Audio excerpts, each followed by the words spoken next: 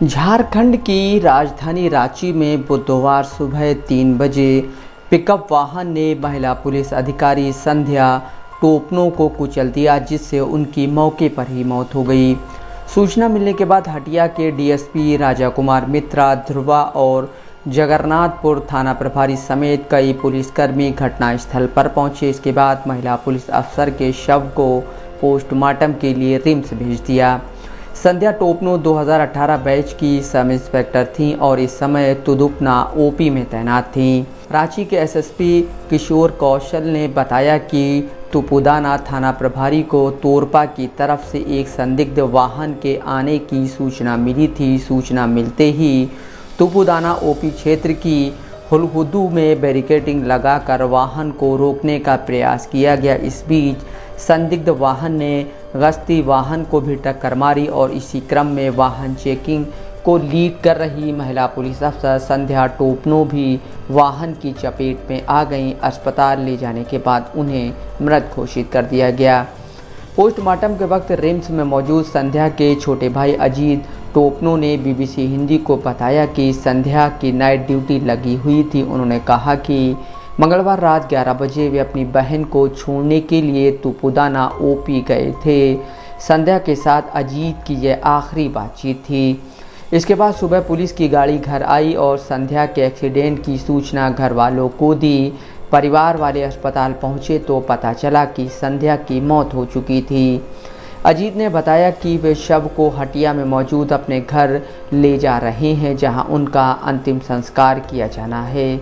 अजीत के मुताबिक घरवाले उनकी पुलिस की नौकरी के खिलाफ थे और उनके पिता जब तक जीवित रहे उन्हें पुलिस की नौकरी के लिए आवेदन करने नहीं दिया। लेकिन 2016 में पिता के निधन के बाद संध्या ने 2018 में पुलिस की नौकरी की।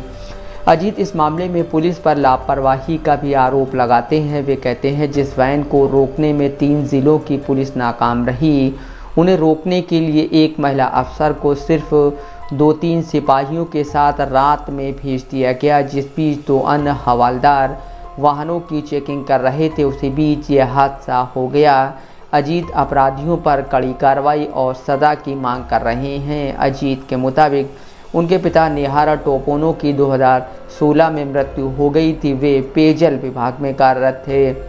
संध्या हटिया में अपनी मां स्नेहलता टोपनो, बहन सीमो टोपनो और भाई अजीत टोपनो के साथ रहती थी। भाई बहनों में वे दूसरे स्थान पर थी। उनका परिवार मूल रूप से खूंटी के रनिया से है, लेकिन वे सालों से हटिया में रहते आ रहे हैं। संध्या सहित सभी भाई बहनों की पढ़ाई लिखाई रांची में ही पूरी हुई है। इधर रिम्स में पोस्टमार्टम के बाद संध्या टोपोनो के शव को काके रोड स्थित न्यू पुलिस लाइन्स लाया गया, जहां शव को सलामी दी गई। मौके पर एसएसपी किशोर कौशल, सिटी एसपी अंशुमन, ग्रामीण एसपी नौशाद आलम समेत अन्य पुलिसकर्मी मौजूद थे।